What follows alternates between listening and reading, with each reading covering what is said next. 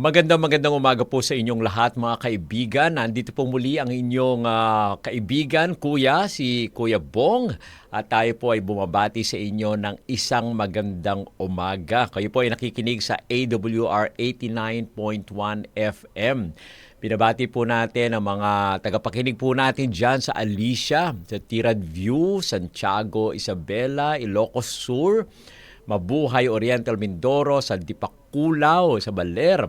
Diyan din po sa San Pedro, Laguna District, no? Binabati natin si Pastor Quizon, no? Siya po ay ipagpalain natin Panginoon sa kanya pong mga gawain. Siyempre, binabati po natin ang mga nasa Cavite, nandyan sa Bulacan, sa Nueva Ecija, sa Tarlac, sa Bataan at saka Sambales, no? Nawa ay kayo patuloy na pinagpapala ng ating Panginoon. Yan, ano po ba ang mga karaniwang hinaing ng mga tao ngayon? Ang binabanggit po dito, paano ko ba papahalagahan ang aking oras? Yan. How can I keep the time? No? Paano ko mapapanatili na mahalaga sa buhay ang oras na binigay sa atin ng ating Panginoon? No? Paano ko hindi ito maaksaya? No? At tayo po ay patuloy na magbigay papuri sa ating Panginoon sa ating pong pananatili na mahalaga ang oras natin. Ngayon po ay pupunta tayo at ating pong pagtutuunan ng pansin ang ilan sa mga tala sa banal na kasulatan kung saan natin makikita ang mga pangako ng ating Panginoon na magbibigay ng pag-asa sa ating buhay. Kaya naman, kayong aalis, no? Ito ulit si Kuya Bong at kayo nakikinig sa programang Mga Pangakong Di Nabibigo. Ang ating pong pagtutuunan ng pansin ay importance of time, no? Kahalagahan po ng oras. Sabi po sa Ephesians 5:15 to 16, be very careful then how you live, not as unwise, but as wise, making the most of every opportunity because the days are evil. No? Napakagandang paalala po sa bawat isa sa atin ito. Na tayo daw po ay mag-ingat kung paano daw tayo namumuhay. No? Tinitingnan po ba natin, mga kaibigan, kung ano yung mga nangyayari sa atin. For the past 1 week po, ano po ba ang inyong ginawa? Sa bagay, pag-uumpisa pa lang ng oras ngayon dahil linggo ay atin pong tinitingnan sa isang linggo ay ano ang nangyari sa atin. No? For the past week, ano po ba ang nagawa po natin? Maaari po ba natin sabihin na hindi natin inaksaya ang ating oras? Kaya nga, binabanggit po sa atin at paalala sa atin na tayo daw po ay mag-ingat kung paano tayo namumuhay. Hindi po gaya ng mga hindi pantas o hindi marurunong, kundi gaya ng mga marurunong na atin pong samantalahin ang bawat pagkakataon sapagkat ang araw po ay masama na. No? Kailangan po ay atin pong ayusin at atin pong maging matalino sa paggamit ng atin pong mga oras. Kaya naman atin pong buksan na yung ating pong mga notebook, no? At ang ating acronym ay TIME. T-I-M-E. Ano ba ang ibig sabihin ng time? Siyempre, ito yung oras. Pero meron tayong acronym. T, ibig sabihin treasure. I, invest. M, manage. And E, evaluate. No? Ano daw po yun? Treasure, invest, manage, and evaluate. No? Saya yan ang ating pong pagtutuunan ng pansin. So punta po tayo dun sa letter T. Ano sabi dito? T, treasure time as a gift from God. No? Atin daw pong kilalanin, no? Atin pong i-treasure, pahalagahan natin ang oras natin bilang regalo ng ating Panginoon sa bawat isa. Alam niyo po, ang oras po ay isa sa pinakamahalagang regalo na binigay sa atin ng ating Panginoon. No? Yung bawat sandali ay isa pong pagkakataon po ito na paglingkuran natin ang ating Panginoon at tuparin ang kanyang layunin para sa bawat isa sa atin. everybody of us has been given equal amount of time. Okay? Lahat po tayo meron 24 hours. So, nasa sa atin na po yun kung saan po natin gagamitin yung ating pong oras. Lalagay po ba natin to sa mahalagang mga bagay sa ating pong buhay o aaksayahin natin to sa mga bagay na wala namang katuturan? Kaya napaka-importante po mga kaibigan. Let us treasure time because this is a gift from God. Atin pong isipin palagi, makabuluhan ba yung ginagawa ko? No? Kapag kayo po ba ay nakatayo doon sa bahay ninyo at nandun yung mga katsokaran ninyo, nagkukwentuhan lang kayo ng mga bagay-bagay sa buhay ng ibang mga tao, nagtatawanan tayo, at pagkatapos noon ay sasabihin nyo sa inyong sarili, ano ba yan? Nasayang yung oras ko. Sana nakapaglaban na ako, nakapagluto na ako. Iniisip ko kaninang umaga, ako ay maglilinis ng bahay. Kaya lang, naubos yung oras ko sa kakakwentuhan ngayon. Tanghali na, wala pang naluluto, no? Yan po, nakakainis yung mga ganyan, ano? Na naubos na yung oras ninyo sa walang kapararakan. Kaya napaka-importante. Let us treasure time as a gift from God. Now, sabi po sa Psalm 90:12, teach us to number our days that we may gain a heart of wisdom. No? Turuan po natin ang ating po mga sarili. Sabi natin, ito po ay panalangin actually ni David. No? Nang sabi po niya, turuan mo ako na bilangin ang aking araw. No? Dahil alam ko na ako ay matututo, no? At magkakaroon ng karunungan. Ano po ba? Kayo po ba ay nagbibigay ng pagkakataon na bilangin yung mga nangyari? Sa buong maghapon na inyong paggawa, no? Ano po ang mga ginagawa ninyo? Pagdating po ba ng gabi, ay nagsusulit ba kayo sa sarili po ninyo kung ano yung mga nangyari? No? Ilang oras nakapagkwentuhan, ilang oras na nag-check sa Facebook, ilang oras na naglaba, ilang oras na nagluto, ilang oras nagbasa, no? Na kung titingnan po natin, nagkaroon ba tayo ng oras para sa ating Panginoon? Nagkaroon ba tayo ng oras na mananalangin? Yan, kailangan po ay bilangin po natin yan. No? Kailangan po ay ating tingnan kung saan napunta yung oras natin. Dahil tingnan nyo po, no? Pag binibilang nyo yung oras na lumilipas at hinahanap ninyo kung ito nangyari, nagiging matalino na po kayo sa sunod na huwag nyo nang aksayahin yung oras ninyo. Kundi ito ay bilangin upang mailagay ang oras natin sa mga bagay-bagay na napaka-importante. Okay? Ang sunod po ay Colossians 4:5. Be wise in the way you act toward outsiders. Make the most of every opportunity. Yun din daw po pala, no? Hindi lang daw tayo tumingin sa oras natin dun sa lahat ng gagawin natin. Kailangan rin daw po pala na tayo ay makipag-usap sa ibang mga tao, hindi para lang makipagkwentuhan sa kanila, kundi atin pong ibahagi ang salita ng ating Panginoon. Na tayo po ay nagsasalita upang maipamalas natin ang mga magagandang bagay na ibinigay sa atin ng ating Panginoon. Na tayo po ay magsalita sa kanila upang mapakilala natin ang ating Panginoon. Kaya kailangan po tayo, maging matalino tayo sa paraan po na ating pong pagkilos sa mga tagalabas, sa mga outsiders, sa mga hindi pa po natin kilala para mabigyan tayo ng ating Panginoon ng pagkakataon upang maging daan na makilala ang ating Panginoon sa pamamagitan ng ating pong pagkilos. Okay? Now, sabi po ni Benjamin Franklin, no? Do not squander time, for that is the stuff life is made of. Wag daw po tayong mag-aksaya ng oras. Dahil ang oras, isa sa pinaka-importanteng bagay na bumubuo ng buhay natin. Pag wala tayong oras, wala rin pong mangyayari. Dahil tayo ay binigyan, alam niyo po, napakaganda na isipin po natin. Maraming mga tao nag-aaksaya ng oras. Iniisip nila, wala silang magawa. No? Pero lahat po tayo, nasa atin yung desisyon kung magiging productive po tayo o hindi. No?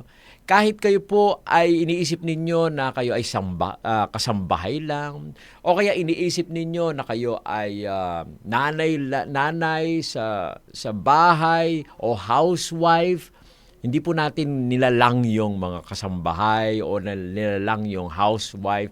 Kasi ito po ay napaka-importanting parte ng pamilya. No? Subukan ninyo kaya kung yung lalaking nagtatrabaho na hindi sanay sa gawaing bahay, yun ang ilagay mo dun sa bahay. O, tingnan natin kung makakatrabaho siya ng ayos. Napaka-importante po, mga kaibigan, na yung ating oras ay huwag nating aksayahin, kundi gamitin po natin ito ng mahusay. Sabi pa, isa pang quotation mula kay Benjamin Franklin, "Lost time is never found again." Ang nawalang oras daw po ay hindi na mahahanap muli. Kapag ito po ay lumipas na at inaksaya na natin sa mga bagay-bagay na walang kwenta, hindi na po natin ito mababalik. No? Ang oras po natin ay talagang mahalaga, kaya kailangan po ito ay wag nating aksayahin. Meron po bang nag-birthday na paatras? Halimbawa, nag-birthday na siya ng 30. No? Sunod na taon, anong birthday mo na? 29 na ako. Kahit anong sabihin mo sa sarili mo.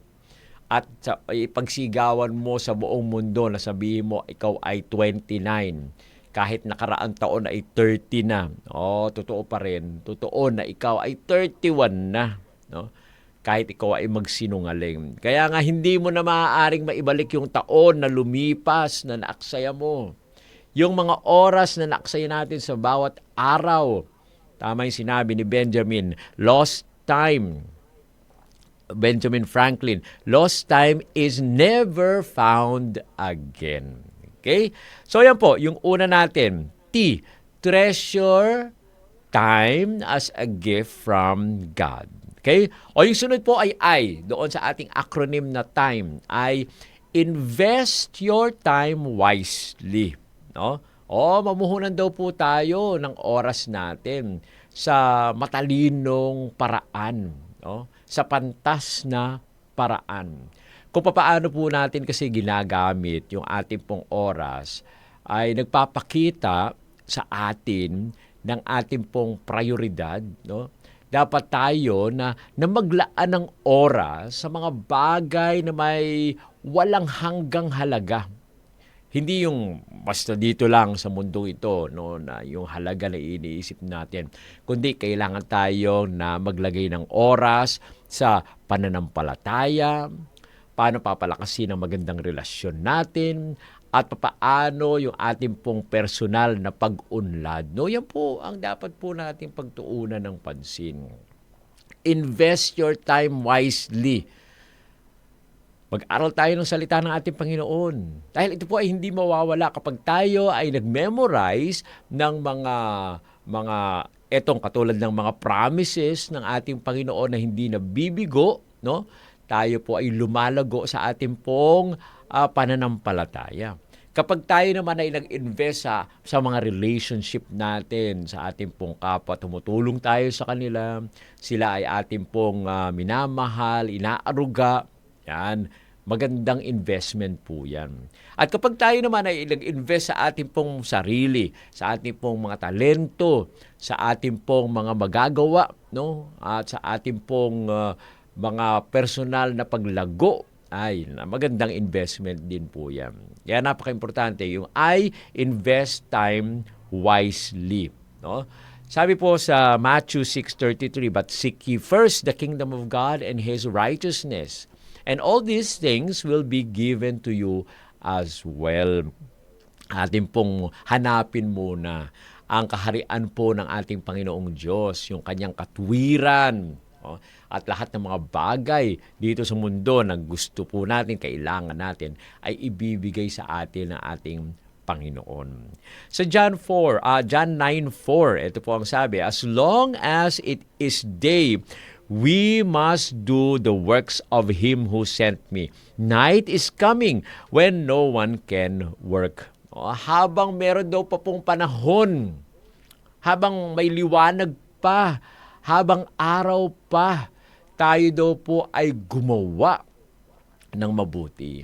Dahil pagdating ng gabi ay wala na tayong magagawa. Hindi na tayo makapagtatrabaho. No? Kaya ang ibig sabihin po dito ay kung meron na tayong magagawa ngayon, ay gawin na natin. Na meron tayong salawikain dyan, di ba po mga kaibigan? Dito sa Pilipinas ay meron tayong salawikain. Kung ano ang magagawa mo ngayon, huwag mo nang ipagpabukas. Tama po ba? No? Yan po yung naririnig natin sa ating mga magulang, sa ating mga ninuno, mga lolo po natin. Pero ngayon, mga bata, no? Ano ang nagiging nila, salita nila, yung laging lumalabas sa kanila pong mga bibig. Pagka inutusan mo, mamaya na po. Yan, laging mamaya na. Teka, puro teka, mamaya na. Hanggang sa, ano nangyari? Nakalimutan na yung utos mo. Oh?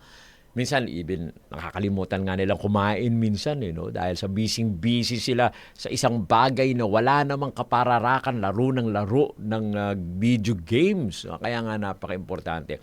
Paalala po natin ito sa mga kabataan na dapat po tayo ay gumawa ng mga kailangan nating gawin habang maliwanag pa, habang may pagkakataon pa. Dahil darating ang panahon na hindi na tayo makakagawa dahil gabi na. Okay? Sabi ni Stephen Covey, the key is not spending time, but in investing it. Kailangan po pala wag natin aksayan yung oras, kundi ito ay gawin nating puhunan. Ilagay natin ang oras natin at i-google natin ang oras natin ng paghahanda para sa kinabukasan. Dahil kapag tayo ay naghanda para sa kinabukasan, kapag tayo ay namuhunan para sa kinabukasan na ginagamit ng ayos, ng tama ang ating pong oras, ay meron tayong makukuha. No? Kaya nga tayo pinag-aaral, di ba po? Umpisang-umpisa pa lang, grade 7, kinder pa lang, no? Tinuturuan na tayo, pinag-aaral po tayo sa paghahanda natin sa kinabukasan. Pero kung ngayon ay hindi tayo nasanay na pinapahalagahan ng ating pong mga oras, ay masasayang ang oras po natin. At darating ang panahon, magsisisi tayo dahil hindi natin ginugol ang oras natin sa tamang paggamit nito. Okay? Sabi naman ni Baltasar Gracian, a wise person does not want what a fool does at last. Ano daw po? A wise person does at once what a fool does at last.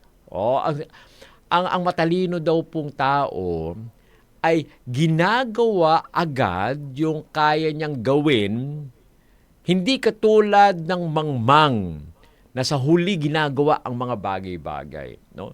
Minsan iniisip natin, bakit kaya? Alam nyo, sa mga estudyante, minsan binibigyan kayo ng ng assignment ng inyong mga teacher, no?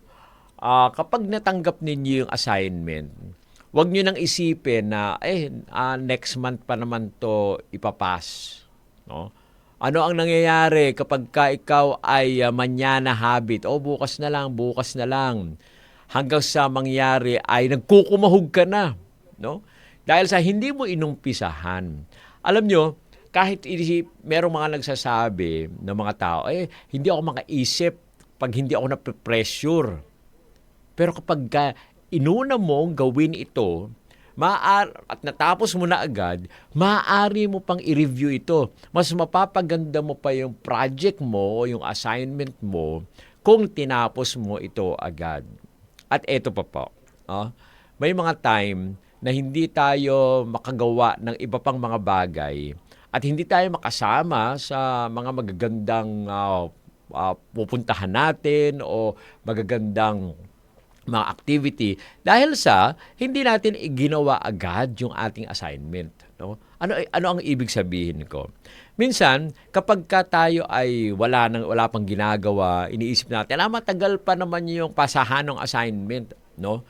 Hindi natin agad ginawa gagawin natin sa huling oras, no, sa last minute.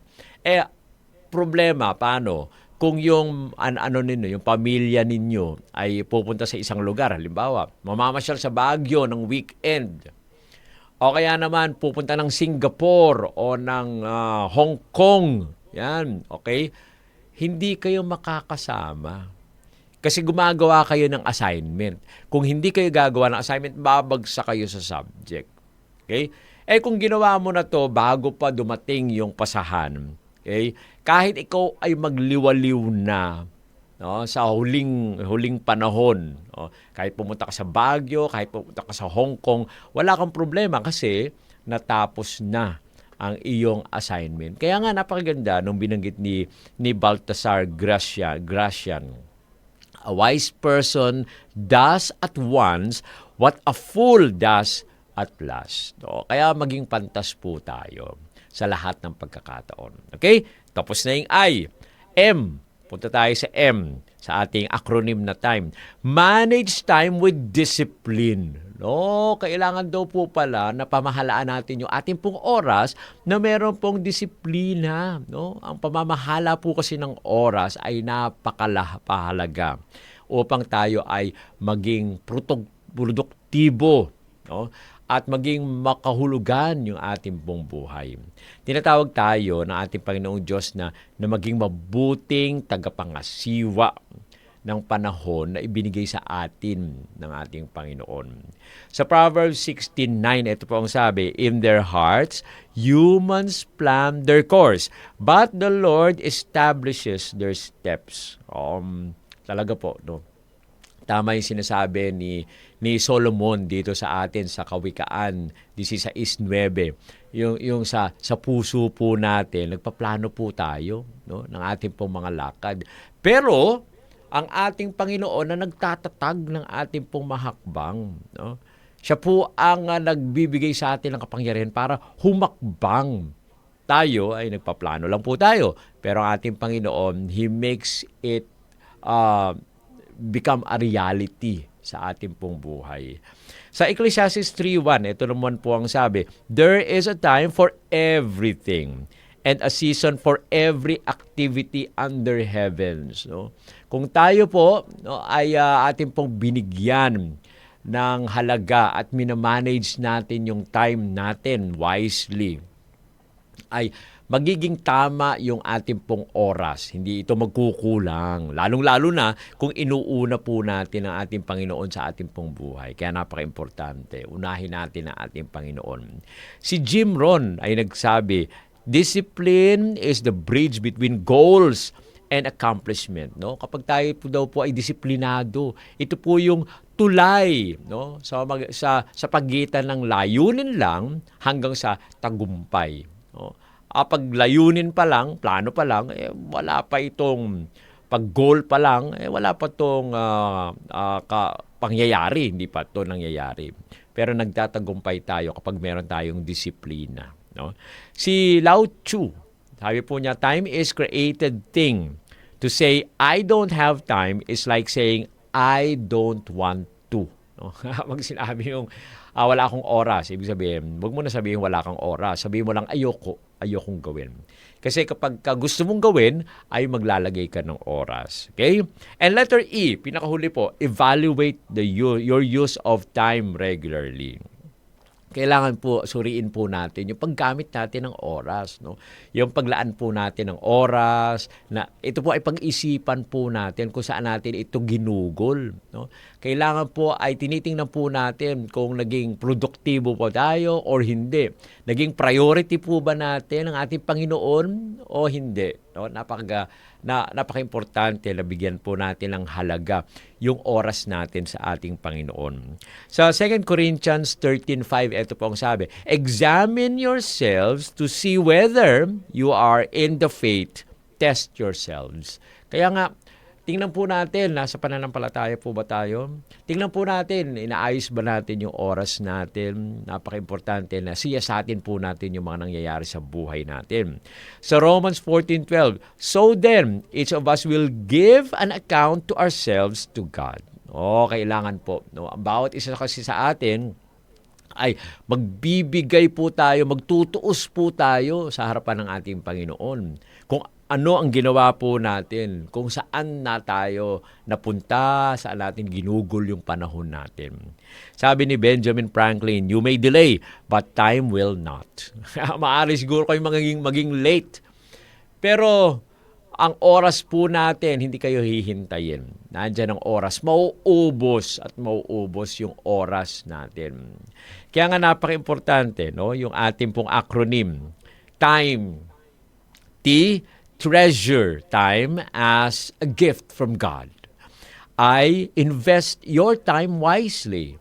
M, manage time with discipline. And E, evaluate your use of time regularly. No? Ang oras po ay isang napakahalagang binigay sa atin ng ating Panginoon.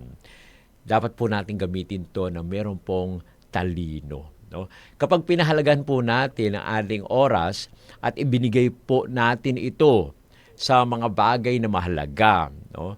Tayo po ay nagiging tagapamahala ng buhay natin na meron pong disiplina. No? Suriin po natin yung ating pong priority, saan ba napupunta yung oras natin. Inaayon po dapat natin ang layunin po natin, ang trabaho natin, ang gawain natin sa ating Panginoong Diyos. Alam niyo po, napaka-importante na kontrolin po natin yung oras po natin. Gumawa tayo ng mga bagay-bagay na magbibigay karangalan sa ating Panginoon. Unahin po natin siya sa lahat ng ating pong oras. Sa buhay po natin, sa bawat sandali natin, ay priority po dapat natin ang ating Panginoon. At siya ang patuloy na magbibigay pagpapala sa atin. Tayo po ay manalangin. Muli po, Panginoon, nagtatalaga kami ng aming po mga sarili sa inyo. Binigyan kami ng oras ang bawat isa sa amin. O Panginoon, pahalagahan nawa po namin ito. At kayo nawa po ang maging sentro ng aming pong buhay. Para sa lahat ng aming gagawin, mabigyang kapurihan ang inyong banal na pangalan. Maraming salamat sa pagdinig sa aming dalangin sa pangalan ng aming Panginoong Hesus. Amen. Amen. Maraming salamat po mga kaibigan sa inyong patuloy na pagsubaybay sa ating pong programang Mga Pangakong Di Nabibigo. Muli po namin kayong inaanyayahan sa sunod nating pagkikita. Nawa ay kayo'y pagpalain ng ating Panginoon. Magandang umaga po sa inyong lahat.